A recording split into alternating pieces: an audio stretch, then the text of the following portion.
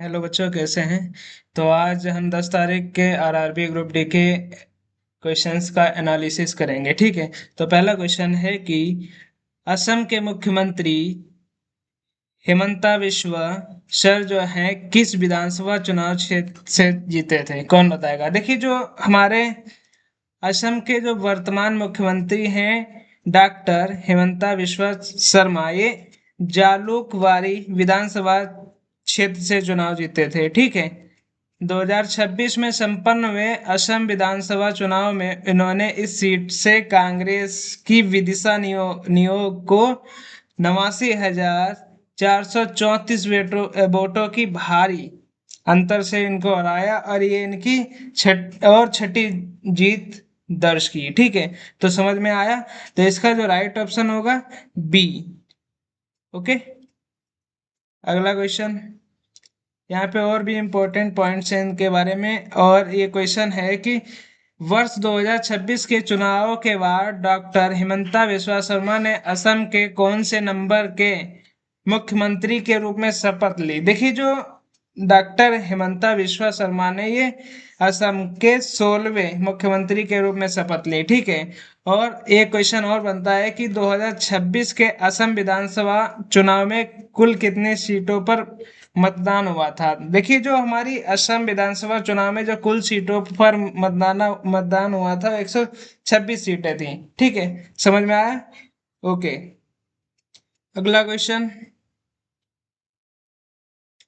अगला क्वेश्चन है कि 2026 में नवी एथलीट महिला राष्ट्रीय मुक्केबाजी चैंपियनशिप कहाँ आयोजित की गई? कौन बताएगा? देखिए, जो अगर हम बात करें जनवरी 2026 में जो हमारी नवी एथलीट महिला राष्ट्रीय मुक्केबाजी जो आयोजित की गई थी नोएडा में। कहाँ गई गई थी? नोएडा, ग्रेटर नोएडा में। ठीक है। अगर इसकी हम डिटेल में बता दें आपको, देखिए, जो नौवीं एथलीट महिला राष्ट्रीय मुक्केबाजी चैंपियनशिप का जो आयोजन है गौतम बुद्ध विश्वविद्यालय यानी कि ग्रेटर नोएडा उत्तर प्रदेश में किया गया था। ठीक है। और इस प्रतिष्ठित चैंपियनशिप का सफल आयोजन जनवरी से 10 जनवरी 2026 के बीच भारतीय मुक्केबाजी महासंघ द्वारा किया गया था। ठीक है। समझ में आया? ओके।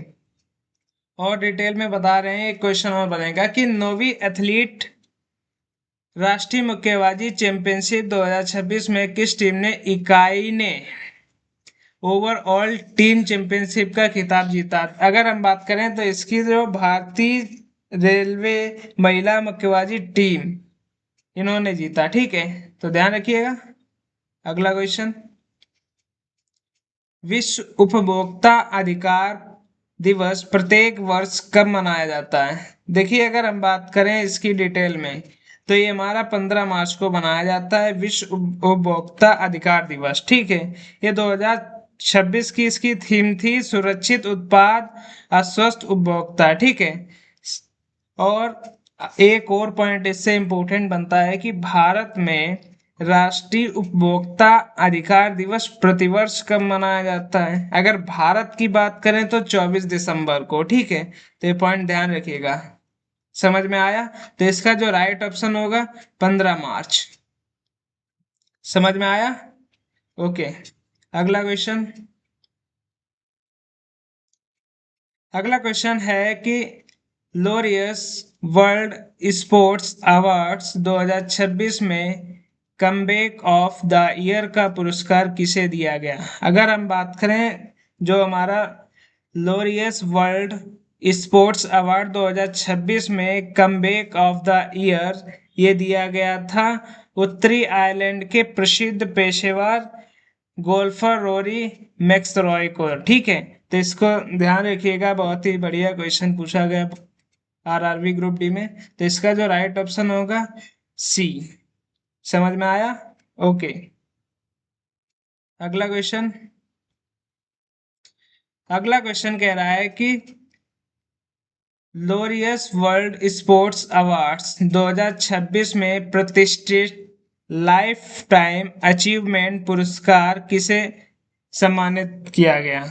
कौन बताएगा? देखिए, जो अगर हम बात करें लोरियस वर्ल्ड स्पोर्ट्स 2026 में लाइफ टाइम अचीवमेंट का जो पुरस्कार था वो रोमानिया की महान जिम्नास्टिक नादिया कोमानेची को दिया गया। ठीक है, तो इसको ध्यान रखिएगा, इसका जो राइट ऑप्शन होगा सी।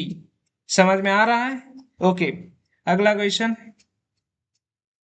अगला क्वेश्चन कह रहा है कि 2026 में आयोजित UP health take health take conclave का मुख्य उद्देश्य क्या था? कौन बताएगा? देखिए, अगर हम बात करें इसकी यूपी हेल्थ टेक कॉन्क्लेव जो हमारा, इसका जो मुख्य उद्देश्य था, उत्तर प्रदेश को मेडिकल टेक्नोलॉजी, फार्मास्यूटिकल विनिर्माण और स्वास्थ्य सेवा नवाचार का वैश्विक हब बनाना। ठीक है, तो इसका जो मेन पर्पज यही था, और इसके साथ ही राज्य की नीतिगत प्राथमिकताओं को धरातल पर उतारना और समाज के अंतिम व्यक्ति तक उच्च गुणवत्ता वाली सस्ती चिकित्सा सुविधाएं पहुंचाना, इसका जो मूल उद्देश्य था। ठीक है, समझ में आया? तो इसका जो राइट ऑप्शन होगा हमारा बी। ठीक है।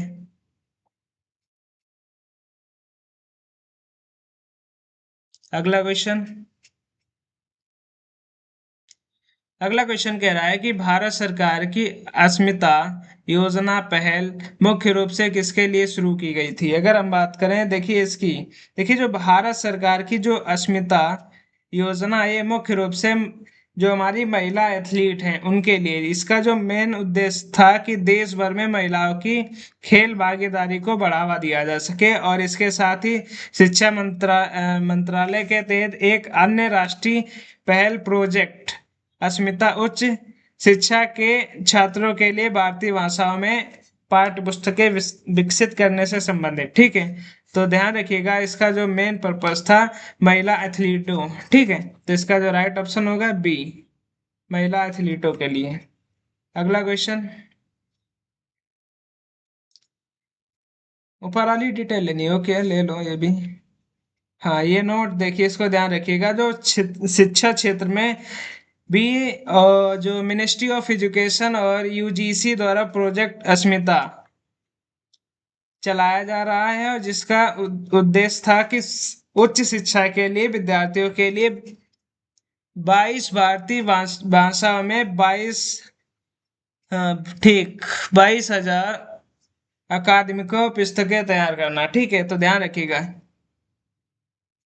समझ में आया? ओके। अगला क्वेश्चन है कि 16वें वित्त आयोग की सिफारिशों के अनुसार केंद्रीय बजट ने 2026 से 31 की अवधि के लिए केंद्रीय विभाज्य पूल से राज्यों के लिए ऊर्ध्वाधर कर हस्तांतरण हिस्सेदारी को कितने प्रतिशत पर बरकरार रखा है? देखिए, अगर हम बात करें इसकी डिटेल में, देखिए जो हमारा केंद्रीय विभाज्य पूल से जो राज्यों के लिए ऊर्ध्वाधर कर हस्तांतरण जो है, ये हिस्सेदारी को 16वीं वित्त आयोग की सिफारिश के आधार पर केंद्रीय बजट 2026-27 में इसे 41% पर बरकरार रखा गया है। ठीक है, और यह अवधि 2026 से 2031 तक 5 वर्षों के लिए प्रभावी होगी। ठीक है, तो इसका जो राइट ऑप्शन होगा बी। समझ में आया? ओके। अगला क्वेश्चन। अगला क्वेश्चन कह रहा है कि जो फरवरी 2026 में सुप्रीम कोर्ट ने किस नदी के जल बंटवारे के विवाद को सुलझाने के लिए केंद्र सरकार को एक विशेष न्यायाधिकरण गठित करने का निर्देश दिया? देखिए, अगर हम बात करें इस क्वेश्चन की डिटेल में, देखिए जो हमारा सर्वोच्च न्यायालय है ने फरवरी 2026 में तमिलनाडु और कर्नाटक के बीच पेन्नार नदी जल विवाद को सुलझाने के लिए केंद्र सरकार को 1 महीने के भीतर एक अंतरराज्यीय जल विवाद न्यायाधिकरण गठित करने का आदेश दिया था, और इसके साथ ही अगस्त 2026 में कावेरी नदी जल विवाद को लेकर तमिलनाडु ने कर्नाटक द्वारा कावेरी जल प्रबंधन प्राधिकरण के आदेशों का पालन न करने के खिलाफ सुप्रीम कोर्ट में एक नई याचिका दायर की गई थी। ठीक है, तो इसका जो राइट ऑप्शन होगा बी। ओके, समझ में आया? अगला क्वेश्चन। अगला क्वेश्चन है कि अक्टूबर 2025 में लागू हुए किस व्यापार समझौते के तहत भारत में 10 लाख यानी कि 1 मिलियन से अधिक रोजगार के अवसर पैदा होने का लक्ष्य रखा गया? देखिए, अगर हम इसकी बात करें डिटेल में, देखिए जो भारत और यूरोपीय मुक्त व्यापार संघ के बीच जो हमारा हुआ व्यापार और आर्थिक भागीदारी समझौता 1 अक्टूबर 2025 से प्रभावी हो गया, और इस ऐतिहासिक समझौते के तहत आगामी 15 वर्षों में भारत में 100 अरब डॉलर का निवेश आएगा, जिससे देश में 10 लाख प्रत्यक्ष रोजगार सृजित होंगे। ठीक है, तो ध्यान रखिएगा, इसका जो राइट ऑप्शन होगा कौन सा होगा? भागीदारी और समझौता। ठीक है, समझ में आया?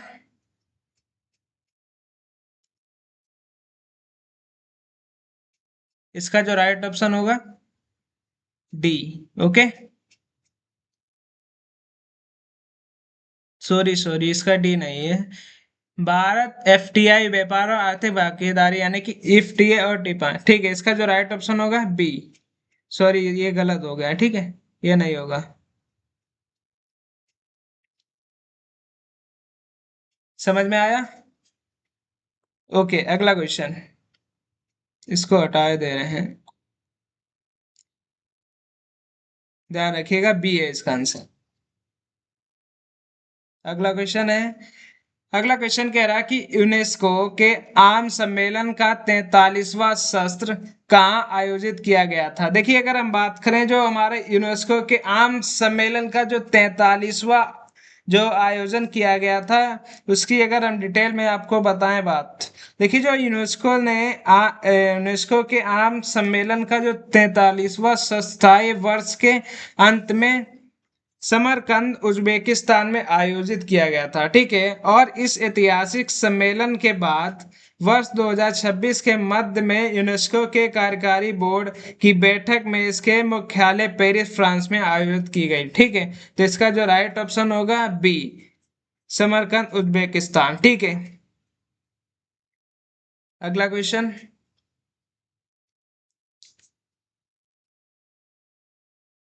अगला क्वेश्चन है कि भारत में विभिन्न राज्यों के बजटीय प्रदर्शन और वित्तीय स्थिरता का मूल्यांकन करने वाला राजकोषीय स्वास्थ्य सूचकांक कौन सी संस्था जारी करता है? देखिए, अगर हम बात करें इसकी, देखिए जो भारत में राजकोषीय स्वास्थ्य सूचकांक जो नीति आयोग द्वारा जारी की जाता है। ठीक है, और नीति आयोग ने मार्च 2026 में इस सूचकांक का दूसरा वार्षिक संस्करण जारी किया, जिसका उद्देश्य डेटा आधारित ढांचे के माध्यम से भारतीय राज्यों के बजटीय प्रदर्शन और वित्तीय स्थिरता का मूल्यांकन करना। ठीक है, तो ध्यान रखिएगा, इसका जो राइट ऑप्शन होगा ओके, ठीक है, आपने बिल्कुल सही बताया, आप भी सही बता रहे हैं। राजकोषीय स्वास्थ्य सूचकांक नीति आयोग द्वारा जारी किया जाता है। ठीक है, इसका जो राइट ऑप्शन होगा बी। अगला क्वेश्चन, अगला क्वेश्चन यहाँ पे कुछ इंपॉर्टेंट रहा है। यहाँ पे देखो, ये क्वेश्चन और भी बन सकता है कि नीति आयोग द्वारा 2026 में जारी राजकोषीय स्वास्थ्य सूचकांक 2026 में किस राज्य ने बड़े राज्यों की श्रेणी में प्रथम स्थान प्राप्त किया? तो वो हमारा है उड़ीसा। ठीक है, इनका प्रथम स्थान रहा है। और एक क्वेश्चन और बनता है कि राजकोषीय स्वास्थ्य सूचकांक में मूल्यांकन के लिए कुल कितने स्तंभों का उपयोग किया गया? देखिए, अगर हम बात करें, स्तंभ जो टोटल थे 5। ठीक है, ध्यान रखिएगा, ये पांचों स्तंभ दिए गए, आप ध्यान रखिएगा इनको। ठीक है, अगला क्वेश्चन, ये कंप्लीट हो गया। ओके, अगला क्वेश्चन, एक क्वेश्चन यहाँ पे और देखे लिए, यहाँ पे बता रहा है कि FHI 2026 की रिपोर्ट के अनुसार गैर विकास संबंधी उच्च व्यय और वित्तीय तनाव के कारण कौन सा राज्य बड़े राज्यों में सबसे निचले पायदान पर रहा है? तो वो हमारा पंजाब। ठीक है, तो ध्यान रखिएगा, ये भी बढ़िया पॉइंट पूछा गया है। ठीक है, हो सकता है आगे पूछा जा सके। ठीक है, अगला क्वेश्चन, जब एक चलती हुई कार को ब्रेक लगाकर अचानक रोक दिया जाता है तो इसकी गतिज ऊर्जा क्या होगी? देखिए, अगर हम बात करें इसकी डिटेल में, देखिए जब एक चलती हुई कार अचानक रुकती है तो इसकी जो संपूर्ण गतिज ऊर्जा होती है, ये मुख्य रूप से घर्षण के कारण ऊष्मा ऊर्जा और ध्वनि ऊर्जा में परिवर्तित हो जाती है। ठीक है, और ऊर्जा संरक्षण के नियम के अनुसार ऊर्जा कभी नष्ट नहीं होती बल्कि केवल एक रूप से दूसरे रूप में बदल जाती है। ठीक है, तो ध्यान रखिएगा। इसका जो राइट ऑप्शन होगा सी, गतिज ऊर्जा मुख्य रूप से ऊष्मा और धन ऊर्जा में परिवर्तित हो जाती है। ठीक है, अगला क्वेश्चन। संतृप्त हाइड्रोकार्बन और असंतृप्त हाइड्रोकार्बन की तुलना में कम क्रियाशील क्यों होते हैं? देखिए, अगर हम इसकी बात करें, देखिए जो हमारे संतृप्त हाइड्रोकार्बन है और असंतृप्त हाइड्रोकार्बन की तुलना में कम क्रियाशील होते हैं। क्यों होते हैं? देखिए, क्योंकि इनमें क्या होता है, मजबूत कार्बन श्रृंखला यानी कि एकल बंध होते हैं जो अत्यधिक स्थिर होते हैं, और इसके विपरीत ठीक असंतृप्त हाइड्रोकार्बन जो होते हैं कमजोर पाइबंद वाले दोहरे या तिहरे बंध होते हैं। ठीक है, समझ में आया? ओके, तो ध्यान रखिएगा, इसका जो राइट ऑप्शन होगा असंतृप्त में अस्थिर एकल बंध। ठीक है,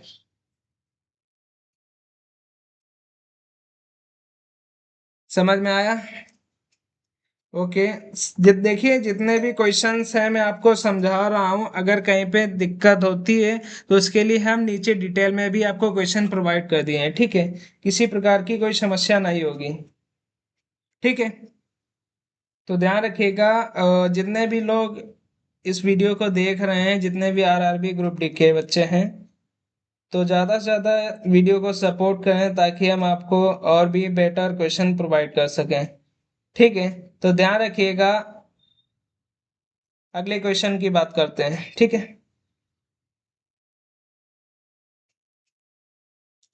अगला क्वेश्चन है कि यदि कोई वस्तु विरामावस्था से चलना प्रारंभ करती है और 2 मीटर पर सेकंड के समान त्वरण के साथ 5 सेकंड में कितनी दूरी तय करेगी? देखिए, इसका जो डिटेल में आपको दिखाई दे रहे हैं, देखिए जो गति का जो दूसरा नियम है, यस बराबर यूटी प्लस हाफ एटी, इसका है। इसके अनुसार आपको बता दें, देखिए त्वरण कितना दिया गया है, 2 मीटर पर सेकंड स्क्वायर। ठीक है, और समय जो दिया गया है 5 सेकंड। ठीक है, तो इसमें आपको वैल्यू रख देनी है और आपको आंसर सीधा मिल जाएगा। ठीक है, तो इसका जो राइट ऑप्शन होगा 25। ओके, पहला वाला छूट गया, इससे पहले वाला। चलो, इसका ऑप्शन आपको बता दे रहा हूँ। ठीक है, ओके, तो इसका जो राइट ऑप्शन होगा, ओके, संतृप्त हाइड्रोकार्बन में अत्यधिक स्थिर एकल सिग्मा बंध होते हैं, अभी बताया था आपको ना। ओके ओके, इसका जो राइट ऑप्शन होगा बी। अगला क्वेश्चन। अगला क्वेश्चन है कि एक विद्युत परिपथ में 0.5 एम्पीयर की धारा 5 मिनट तक प्रवाहित होती है, परिपथ से प्रवाहित होने वाला विद्युत आवेश कितना होगा? देखिए, इसकी अगर हम बात करें, देखिए सूत्र होता है Q बराबर आई टी के अनुसार। ठीक है, इसके अनुसार हम आपको बताएंगे। देखिए, धारा कितनी दी गई थी हमको, 0.5 एम्पियर, समय कितना दिया गया है 5, तो आपको सीधे वैल्यू पुट करनी है और उसके बाद सूत्र में मान रखने पर हमको प्राप्त हो जाएगा 150 कूलाम। ठीक है, तो इसका जो राइट ऑप्शन होगा सी। अगला क्वेश्चन। अगला क्वेश्चन कह रहा है कि एथिल अल्कोहल को सल्फ्यूरिक अम्ल की उपस्थिति में 170 डिग्री सेल्सियस यानी कि 443 केल्विन पर गर्म करने पर मुख्य उत्पाद क्या प्राप्त होता है? देखिए, अगर हम इसकी बात करें, जब हम एथिल अल्कोहल को शांत सल्फ्यूरिक या तनु सल्फ्यूरिक अम्ल की उपस्थिति में अलग अलग ताप पर इसको गर्म किया जाता है तो इसको निर्जलीकरण अभिक्रिया कहते हैं। ठीक है, जो 170 डिग्री सेल्सियस के उच्च तापमान पर एथीन गैस बनाती है। ठीक है, और 140 पर कम ताप पर ये डाइएथिल ईथर मुख्य उत्पाद के रूप में प्राप्त करता है। ठीक है, लेकिन क्वेश्चन में क्या पूछा गया था कि 170 पर, तो 170 पर क्या बनाएगा, एथीन। ठीक है, तो इसका जो राइट ऑप्शन होगा बी। अगला क्वेश्चन। अगला क्वेश्चन कह रहा है कि केंद्रीय बजट 2025-26 के अनुसार नई कर व्यवस्था के तहत कितनी वार्षिक आय तक कोई आयकर नहीं देना होगा। देखिए जो हमारा केंद्रीय बजट है 2025-26, इसके तहत नई व्यवस्था जारी की गई है जिसमें बताया गया है कि 12 लाख तक की वार्षिक आय पूरी तरह टैक्स फ्री होगा, इस पे कोई भी आपसे टैक्स नहीं लिया जाएगा। ठीक है, तो ध्यान रखिएगा इसका जो राइट ऑप्शन होगा सी।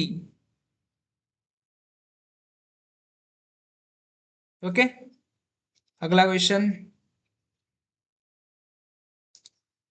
अगला क्वेश्चन है कि जैव आवर्धन की प्रक्रिया के लिए मुख्य रूप से कौन सा घटक उत्तरदायी होता है। देखिए अगर हम बात करें जो हमारा जैव आवर्धन, देखिए जो जैव आवर्धन के लिए मुख्य रूप से जैव अपघटनीय रसायन जैसे भारी धातुएं, पारा, सीसा है, पिंडकनाशी जिम्मेदार होते हैं। ठीक है, ये जीव जो ये घटक होते हैं जो जीवों के शरीर द्वारा अपघटित या उत्सर्जित नहीं हो पाते हैं और खाद्य श्रृंखला में प्रत्येक उच्च पोषण स्तर पर इनकी सांद्रता लगातार बढ़ती जाती है। ठीक है, तो इसका जो राइट ऑप्शन होगा बी।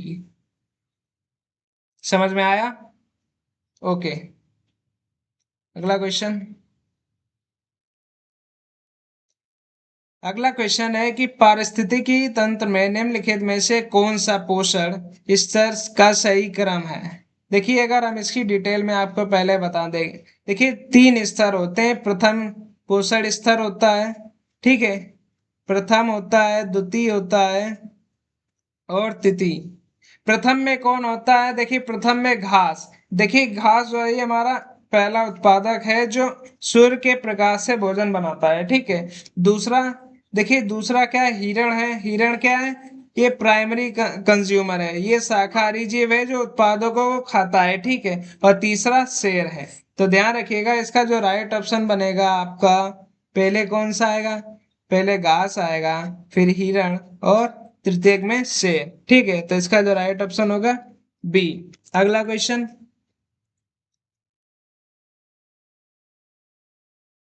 अगला क्वेश्चन कह रहा है कि जब धात कार्बोनेट जो है अम्ल के साथ अभिक्रिया करता है तो निम्नलिखित कथनों पर विचार कीजिए। पहला कथन क्या कह रहा है? पहला कथन कह रहा है कि कार्बन डाइऑक्साइड गैस उत्पन्न होती है। दूसरा कथन कह रहा है कि धातु कार्बोनेट क्षारीय उत्पाद होते हैं और अम्ल अम्ल के साथ उदासीनीकरण अभिक्रिया करके लवण H2O और CO2 बनाते हैं। देखिए अगर हम इसकी डिटेल में आपको बता दें बात, देखिए जब एक धातु कार्बोनेट किसी अम्ल के साथ अभिक्रिया करता है तो जो दोनों निष्कर्ष दिए गए हैं वो बिल्कुल सही हैं। देखिए धातु कार्बोनेट स्वभाव से क्षारीय होते हैं, इसलिए अम्ल के साथ उनकी क्रिया एक प्रकार की उदासीनीकरण अभिक्रिया होती है जिसके फलस्वरूप हमको H2O और कार्बन डाई ऑक्साइड गैस का निर्माण हो जाता है। ठीक है, तो ध्यान रखिएगा इसका जो राइट ऑप्शन होगा, ये दोनों कथन इसके सही है। ठीक है, अगला क्वेश्चन।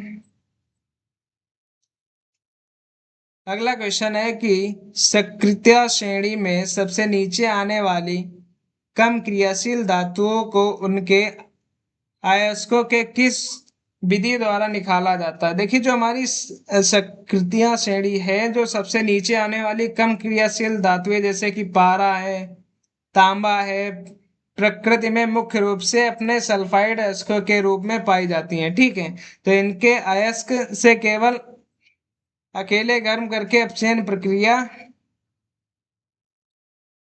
द्वारा निकाला जाता है। ठीक है, तो इसका जो राइट ऑप्शन होगा, ओके ध्यान रखिएगा, ओके ओके, मरकरी।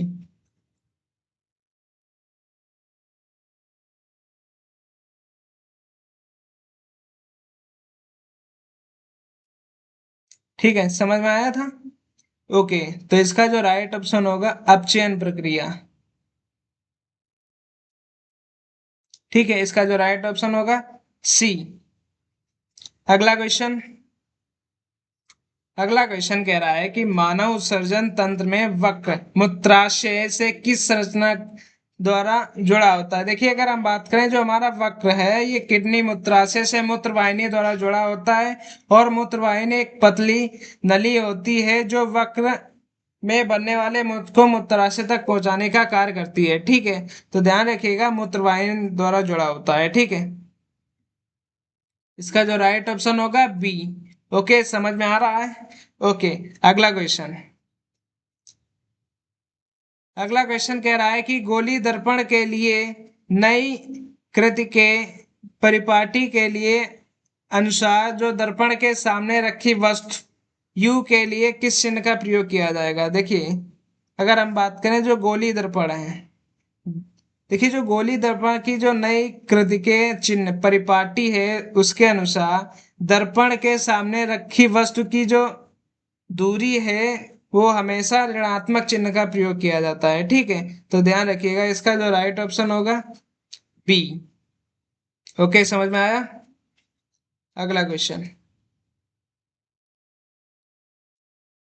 अगला क्वेश्चन कह रहा है कि हवा के भूमध्य रेखा से ध्रुवों की ओर ऊपरी वायुमंडल में गमन करने का प्राथमिक कारण क्या है। देखिए अगर हम इसकी डिटेल में बात करें, देखिए जो हमारा हवा का भूमध्य रेखा से ध्रुवों की ओर बहने का जो मुख्य कारण है, भूमध्य रेखा पर जो अधिक सौर तापन होता है उसके कारण कम वायुदाब और ध्रुवों पर अत्यधिक ठंड के कारण उच्च वायुदाब का बनना और वायुदाब के इस अंतर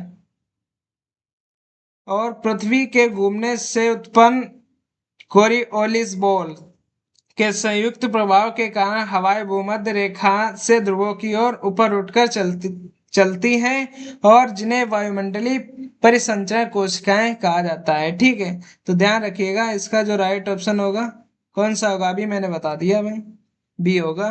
ओके, बिल्कुल सही बताया आपने आकाश। अगला क्वेश्चन। अगला क्वेश्चन है कि संगम काल के तिनाई वर्गीकरण और पारंपरिक पवित्र उपवनों का पर्यावरण पर क्या सकारात्मक प्रभाव पड़ा। देखिए इसकी अगर हम डिटेल में आपको बताएं, देखिए जो प्राचीन तमिल साहित्य के अनुसार जो संगम तिनाई वर्गीकरण ने संपूर्ण भूदृश्य को 5 विशिष्ट पारिस्थितिक क्षेत्रों में विभाजित किया जो मानव और प्रकृति के बीच गहरे संतुलन को बढ़ावा मिला, जिस और पवित्र उपवनों ने जैव विविधता के संरक्षण में एक सुरक्षा कवच के रूप में प्रभाव डाला और जिसके कारण अनेक दुर्लभ संकटग्रस्त औषधि पादप और प्रजातियां आज भी विलुप्त होने से बची हुई हैं। ठीक है, तो ध्यान रखिएगा।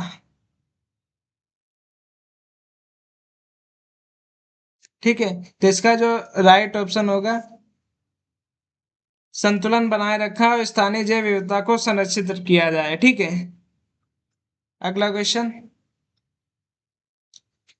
अगला क्वेश्चन कह रहा है कि एक समान चाल से गतिमान किसी वस्तु का दूरी समय ग्राफ हमेशा कैसा होगा। देखिए अगर हम इसकी डिटेल में बात करें, ये हमेशा समान रेखा में होता है। ठीक है, एक समान चाल से गतिमान किसी वस्तु का जो समय दूरी ग्राफ होता है वो हमेशा एक सीधी रेखा में होता है। क्यों होता है? देखिए जो एक समान चाल से वस्तु जो है समान समय अंतराल में समान दूरी तय करती है। ठीक है, तो ध्यान रखिएगा एक सीधी रेखा में। अगला क्वेश्चन। अगला क्वेश्चन है कि नवीन और नवीकरणीय ऊर्जा मंत्रालय द्वारा राष्ट्रीय ग्रीन हाइड्रोजन मिशन के तहत कुल कितनी कंपनियों को ग्रीन हाइड्रोजन उत्पादन क्षमता आवंटित की गई है। देखिए अगर हम इसकी डिटेल में बात करें तो भारत सरकार ने राष्ट्रीय ग्रीन हाइड्रोजन मिशन के लिए 18 कंपनियों को वित्तीय प्रोत्साहन और उत्पादन से जुड़े आवंटन अनुमति प्रदान की है। ठीक है, और इलेक्ट्रोलाइजर विनिर्माण के लिए 15 कंपनियों को क्षमता आवंटित की गई है। ठीक है, तो इसका जो राइट ऑप्शन होगा 18। ठीक है, 18 कंपनियों को।